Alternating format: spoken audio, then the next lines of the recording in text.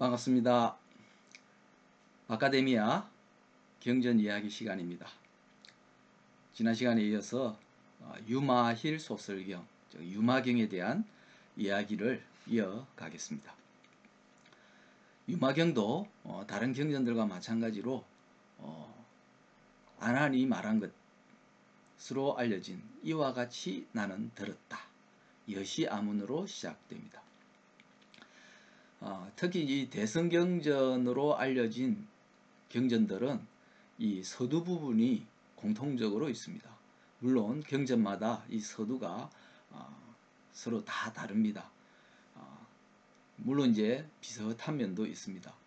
어느 때에 부처님이 어디 계셨는데 그때 비구 또는 보살들이 애워싸고 있었다 하면서 그 비구나 보살들의 면면에 대해서 소개를 쭉 하는 것으로 시작이 되는 경우가 많습니다. 그런 면에서 불교 경전의 서두는 대체로 공통된 면들이 있습니다. 그렇지만 경전마다 등장하는 인물들이나 또 상황들이 크거나 작거나 그런 차이들이 있습니다. 그리고 이 차이들은 결코 소리할 수 없는 중요한 의미를 갖고 있습니다. 저는 개인적으로 경전의 서두 부분을 찬찬히 읽어보는 것도 굉장히 중요하다고 생각합니다. 어떻게 보면 전체 경전의 의미, 즉 대의를 이 서두 부분에서 집약적으로 또는 암시적으로 잘 드러내 보여주고 있기 때문에 그렇습니다.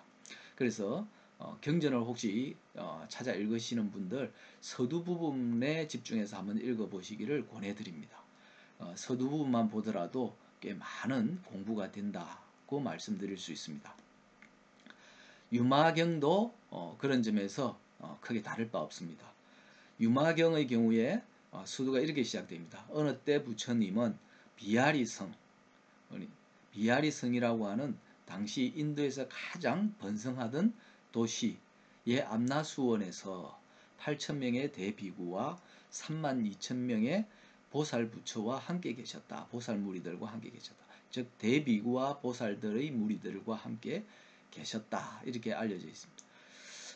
이 보살들, 대비구는 당연히 출가한 성녀들 가운데서 오랫동안 수행을 해서 나름대로 이 도력을 쌓은 수행자들을 가리킵니다. 반면에 이제 이 보살이 등장하죠. 대성불교에 대해서 보살운동이라고 하는 의미를 부여하는 경우가 많습니다. 보살은 산스크리트로 보디사트바 이런 뜻입니다. 보디는 깨달음을 나타내죠. 사트바는 수행하는 중생을 가리킵니다. 그래서 보디사트바는 깨달음을 구하는 중생, 즉 구도자를 가리킵니다. 물론 이 포인트는 중생에 가 있습니다. 그래서 중생이지만 깨달음을 추구하는 존재가 보살이라는 뜻입니다. 흔히 보리살타 이렇게 한역되기도 하는데 줄여서 우리는 보살이라고 합니다. 지금 절에 가서 불공 드린 분들을 보살이라고 하는데 사실은 원래는 보살이 아니고 보사였습니다. 지킬 보자에 우리가 회사 할 때 사자 있죠. 그 일종의 어떤 모임을 가리키는 것이 이 사입니다. 그러니까 보사는 수행자의 무리를 지켜주겠다, 보호해주겠다, 도와주겠다라고 하는 사람들을 보사라고 했습니다. 20세기 초반까지도 보사란 말이 쓰였는데 어느 순간부터 그 보사가 보살이라는 것으로 잘못 쓰이고 있습니다. 물론 아주 잘못 쓰인 건 아닙니다. 사실은 이 보사들이 곧 보살이기도 하니까요. 원래 이 보살이라고 하는 존재는 대성불교가 출발하면서 중생들의 어떤 위상을 더 높이는 것, 또 중생에 대한 인식이 전환되면서 나타난 것이다. 이렇게 말씀드릴 수 있습니다. 흔히 이제 출가한 고행자나 수행자라야 깨달음을 구하는 사람이라고 하는 인식에서 굳이 출가를 하지 않더라도 모든 중생은 다 깨달음을 추구하는 한 동등하다, 대등하다라고 하는 그런 인식이 이 안에 깔려 있다. 이렇게 말씀드릴 수 있습니다. 그래서 모든 중생들을 어떻게 보면 신분 상승시킨 게 이 보살이다라고 말할 수 있습니다. 그런데 또 한편으로는 이 보살이란 말로 우리가 문수보살, 관음보살 또는 미륵보살 이렇게 다 붙입니다. 미륵보살은 미륵불 해서 미륵부처님이죠. 그런데 왜 한쪽에서는 보살이라 부르고 한쪽에서는 불로 부르느냐? 물론 여기에는 이제 대성불교가 갖고 있는 중요한 의도가 깔려 있다 이렇게 말할 수 있습니다. 즉 모든 중생은 곧 부처다 하는 것이 이 보살이라는 말 속에 숨어 있다는 거죠. 물론 중생이 저절로 보살이 되거나 또는 부처가 되는 건 아니지만 적어도 불성을 지니고 있어서 언제든지 부처가 될 수 있다. 그때 가장 중요한 것은 발보리심, 즉 깨닫겠다는 마음을 일으키는 것. 이것이 관건이다 하는 거죠. 그래서 우리가 불교에서 흔히 보리심을 낸다 또는 발심을 한다 하는 것을 매우 중시하는 것은 바로 대승불교의 출발이 바로 거기에 있었기 때문에 그렇다고 말씀드릴 수 있습니다. 이 유마경을 강설하기 전에 부처님은 바로 이런 8,000명의 대비구와 32,000명의 보살의 무리와 함께 계셨다. 이렇게 서두가 시작됩니다. 그리고 이 보살의 무리들은 널리 알려진 이들로서 크나큰 지혜와 또 그 지혜를 얻는 데 바탕이 되는 수행을 남김없이 다 실천하고 성취했다. 그래서 그들은 모든 부처님의 위세와 신령한 힘으로 이룬 것이었다. 이 재밌는 것은 그들이 지혜를 얻고 수행을 남김없이 다 성취하는 데는 모든 부처님의 위세와 신령한 힘이 보탬이 되었다. 이렇게 설명해 주고 있습니다. 이는 겸손한 표현입니다. 겸양의 표현이다. 이렇게 보시면 되겠습니다. 실제로 수행을 하고 지혜를 얻는 것은 다른 누군가의 도움으로 이루어지는 것은 결코 아닙니다. 일정 부분 도움을 받을 수는 있지만 본질적으로 또 최종적으로는 순수하게 자력으로 이루어질 수밖에 없다 하는 겁니다.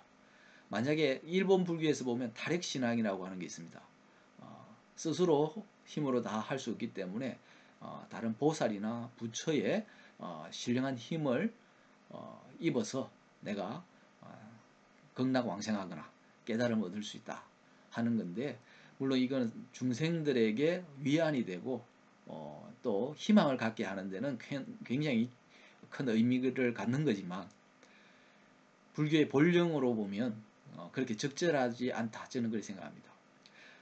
앞서 말씀드린 것처럼 모든 중생은 불성을 지니고 있고 스스로 깨달음을 구할 수 있는 능력과 자질을 다 갖추고 있습니다. 그런데 타력에 의해서 다른 부처나 보살의 힘에 의해서 내가 왕생을 한다든가 깨달음을 얻는다고 하는 것은 중생이 자체적으로 지니고 있는 그런 불성과 능력을 전적으로 신뢰하지 않는다는 얘기가 됩니다. 이것은 오히려 불교의 본령으로서 중생의 주체성과 자발성을 의문시하는 것이기 때문에 저는 타력신앙을 그렇게 좋게 바라보지는 않습니다. 그 다음 이들 보살들은 바로 진리를 지키는 성이 되기 위해서 바른 가르침을 받아 지녔고 사자처럼 우렁차게 설법해서 그 이름이 사방에 널리 퍼졌다.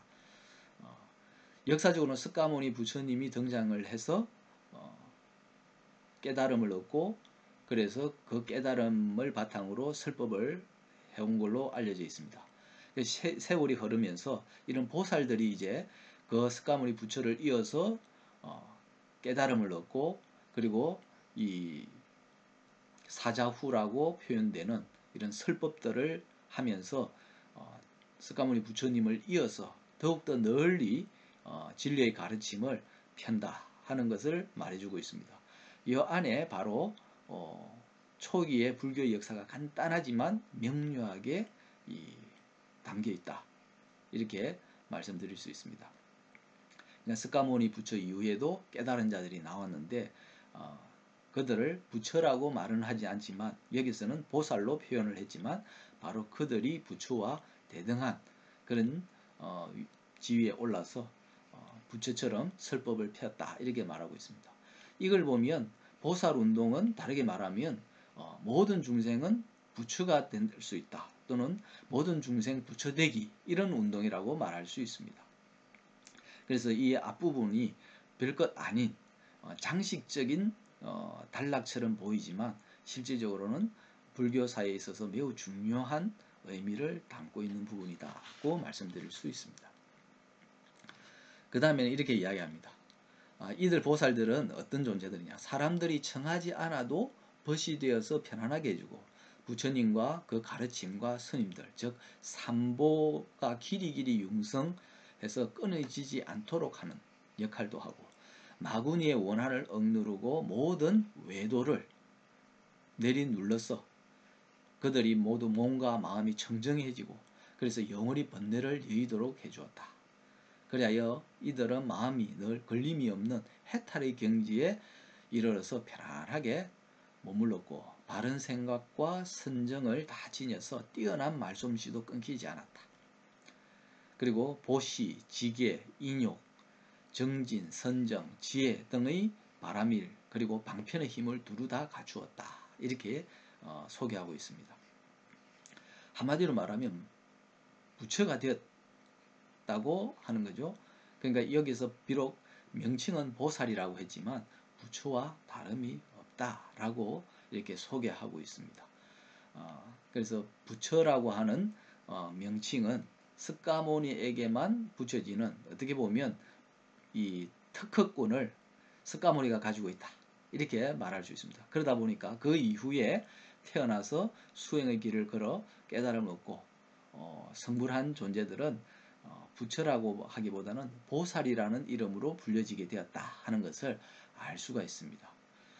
그래서 아까 말씀드린 우리 절에 가서 불공드리고 또 보시도 하고 하시는 불자들을 보살이라고 하는데 아주 틀린 건 아니다 하는 거죠.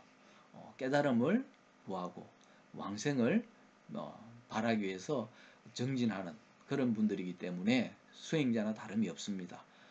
깨달음을 구해서 그런 수행을 하는 분이 있기 때문에 보살이고, 또 언젠가는 깨달음을 얻어서 부처가 될 수 있기 때문에 또 보살이기도 합니다. 유마경은 제가 그 사인 유마힐이 설한 경전이다 라고 말씀을 드렸습니다.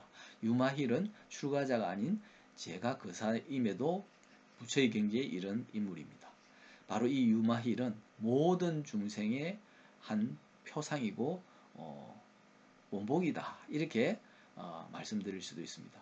그래서 역사적으로 존재했느냐 존재하지 않느냐보다 더 중요한 것은 유마힐이라는 이름을 빼면 어느 곳에서 어느 때에 살면서 이 활동을 하든 깨달음을 구해서 부처의 경지에 이른 중생이라면 다 유마힐과 같은 존재다 라고 말씀드릴 수 있습니다.